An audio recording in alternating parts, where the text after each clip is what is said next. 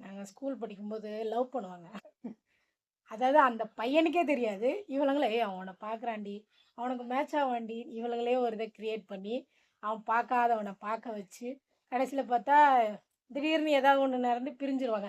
அப்பலாம் அதிகபட்ச ரிவெஞ்ச் அதாவது அந்த பையன் என்ன விட்டுட்டு இவன் வேற பையன லவ் பண்றான் அப்படின்னு தெரிஞ்சா, அதிகபட்சமா அவனுங்க என்ன பண்ணுவானுங்கன்னா, ஆ அந்த பசங்கள்ட்ட போய் அந்த பசங்க போம்போது, வரும்போது ஒரு மாரி பாட்டு பாடுறது அதுதான். ஆனா இப்ப இருக்கிற மாரி ஆசிட் முட்ட அடிக்கிறது அதெல்லாம் அப்போ இல்லங்க. இல்லையா அவன் அப்படியே விட்டுருவான். அத அது ஒரு பெருசா எக்ஸ்போஸ் பண்ண மாட்டான். அவ்வளோதான். அது அந்த பொண்ணுக்கு பிடிக்கல ஓகே. அவ்வளோதான். 90ஸ் இதோ அப்படித்தான். ஒண்ணு தெரிஞ்சு லவ் பண்ண ஒண்ணு அவங்களுக்கு தெரியாமலே அவங்கள லவ் பண்ணிக்கிட்டே இருப்பாங்க. லவ் பண்ணிட்டே இருந்து லாஸ்ட்ல அது இதாகல. அவங்கள்ட்ட போய் சொல்லவும் மாட்டாங்க. ஆனா ஃப்ரெண்ட்ஸ் சர்க்கிள்ல பார்த்தா, "மச்சான் உன் ஆள் போதுடா. ஏய் மச்சான் இந்த உன் ஆள் போறான்டி" அப்படின்னுவாங்க. ஆனா 2 பேருக்குமே தெரியும் ஓகே லவ் பண்றாங்கன்னு சொல்லிக்கவே மாட்டாங்க. அப்படிதான் இருந்தது. அதே மாரி அந்த ரிவெஞ்ச்ன்றது ஒண்ணு இல்ல. அப்ப அவன் அப்படிதான் அவ்வளோதான். அத அப்படியே விட்டுருவான். அந்த லவ் அவனுக்குள்ளேயே இருக்கும். அவனுக்கு மட்டும் தான் தெரியும். இப்பலாம் ஆசிட் அடிக்கிறான், கத்திய வச்சு குத்துறானுங்க, கொலை பண்றானுங்க.